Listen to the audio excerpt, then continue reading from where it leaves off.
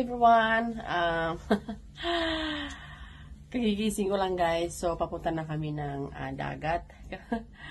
Aking mga kaibigan. Ayan. So, may nakita akong video. Napakaganda kasi talagang para malaman ninyo kung ano ang dapat gawin. Okay? So, shout out sa mga nandito na sa Romania, na mga tinulungan ko. Shout out sa mga naka-processing. Shout out sa mga waiting ng interview. Shout out sa mga mag-a-apply pa lang. Ayan, so shout out sa mga waiting ng kanilang visa. So, maraming salamat sa tiwala guys. Rest assured na lahat talaga kayo makakapunta as long as, of course, ma-employer na kayo, okay? So, by the way, para sa mga bago dito sa aking channel, my name is Lisa. I am from Philippines. I'm currently working and living in Romania. Isa pa akong resident dito at meron pa akong sariling agency, okay? So, sa mga nagtatanong po, ang ating agency dito sa Romania ay Summer Recruitment Agency, okay? So, sa Pilipinas or kahit saan, lagi tayong mayroong partner. Pag alam na natin na kailangan ng partner sa mga cross-country, legal po tayo na nagdadala ng mga aplikante sa ating mga cross-country, sa mga galing Pilipinas, kasi lagi po tayong mayroong partner na tutulong sa atin mag-asikaso ng ating mga papel. Hindi lamang po ako nag-iisa, mayroon po ako mga partner. So lahat po tayo ay legit, okay? So, tawag dito, meron akong i-share sa inyo ngayon kasi mayroon tayong isang kababayan, mababasa nyo sa taas dyan sa aking cover photo.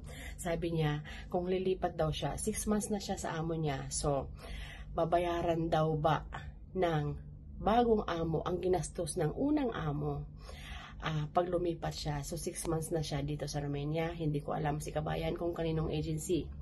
So, sis, shout out sa'yo. For sure, mapapanood mo ito kasi siguro lagi ka nanonood sa aking video, okay? Sis, ang masasabi ko lang sa'yo, bago ka pa lamang dito sa Romania, 6 months ka pa lamang dito sa Romania, ang kontrata mo na permahan sa inyong amo, ng iyong in-between nyo at ng iyong amo, at ang iyong amo at agency, ang inyong kontrata ay 2 years po.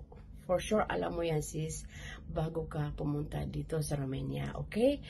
So, hindi po dapat unahin natin kung pwedeng bayaran ng ating bagong amo ang nagastos. Okay? Ang unahin mong isipin sis, ang proseso, paano ka makakalipat. Kasi 6 months ka pa lamang dito sa Romania. Alam mo sis, sagot ka pa ng amo mo, dapat sumunod ka pa sa amo mo. Alam mo kung bakit? Ulit ko, 2 years ang pinirmahan mong kontrata ay 2 years. Okay? So, ibig sabihin sis, dito sa Romania, pag kinuha tayo ng employer sa cross country or galing sa Pilipinas, paglilipat tayo ng ibang amo, kailangan natin ng release paper, kailangan natin ng authorization letter galing sa employer na tinutulungan nila tayong makahanap ng bagong amo or pinapayagan nila tayo na magkahanap ng bagong amo. So, inuulit ko, kailangan mo ng release letter at authorization letter galing sa iyong amo na pinapayagan kanyang lumipat within 6 months lamang sa kanila, okay? Kasi pag wala ka nito sis, hindi ka makakalipat, ang ending mo nito ay illegal, okay? Sa mga baguhan, please, magtiyaga po tayo. Nandito na tayo sa Europe. Tapusin ang mga kontrata. Kung iniisip mo ang pagpunta mo dito sa Romania ay mga planado mo na hindi mo tatapusin ang kontrata, please lang, I discourage you, huwag ka nang pumunta. Masisira ang mga Pilipina dito, okay? Mag-iingat po lahat. Bye! Sana makatulong.